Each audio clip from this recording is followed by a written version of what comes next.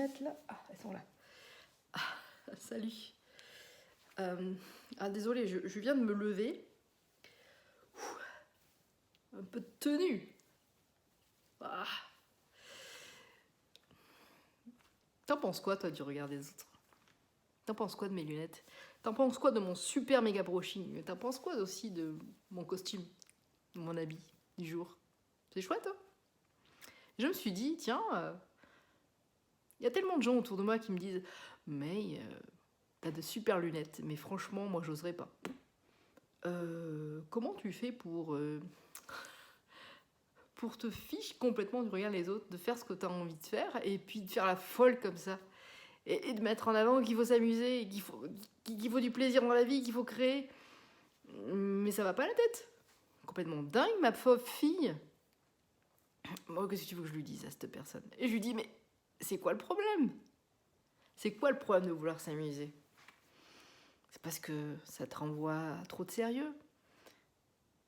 Ça te renvoie au fait que papa et maman ils t'ont dit de bien être sage, d'être comme il faut, de sauver les apparences, d'être conforme à la société, d'être un gentil petit soldat.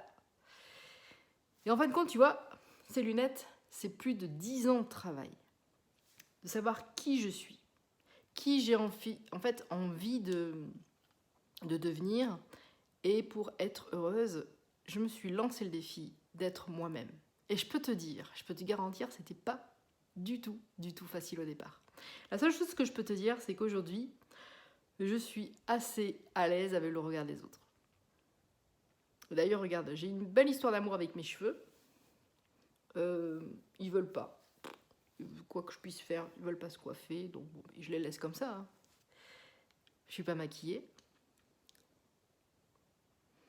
J'ai pas mis de fond de teint. Je suis en tenue relax. Même très relax.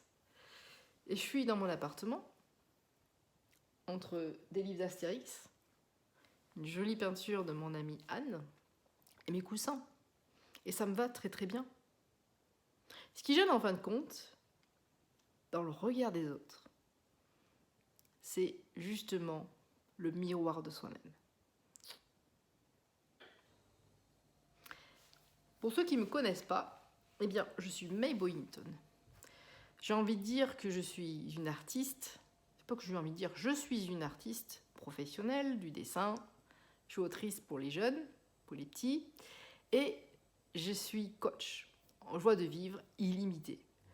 Vraiment spécialisée dans la créativité, l'amusement illimité. Et ce qui me fait kiffer, moi, tous les jours, c'est de pouvoir, justement, planter des graines de plaisir, d'harmonie, de créativité dans le cœur des gens pour qu'une bonne fois pour toutes, vous puissiez enlever vos chaînes de conformisme, de vous lâcher la grappe un petit peu et d'apprendre à vous connecter avec cette notion de plaisir, cette notion de rire, de sourire et d'amusement que vous avez quitté, que vous avez oublié depuis gamin. Et oui, je suis une grande enfant qui donne la joie de vivre. Et c'est pour ça qu'en fin de compte, les gens aiment venir chez moi, aiment venir se faire accompagner parce qu'ils se disent « Mais j'adore, t'es une boule d'amour, c'est un enthousiasme ». Et aujourd'hui, je vais faire une vidéo pour toutes les personnes qui me disent « Mais comment tu fais pour te détacher tellement du regard des autres ?» Alors je vais te dire, ça n'a pas été facile de le faire ce travail, mais je l'ai quand même fait pendant 10 ans. J'étais une personne hypersensible.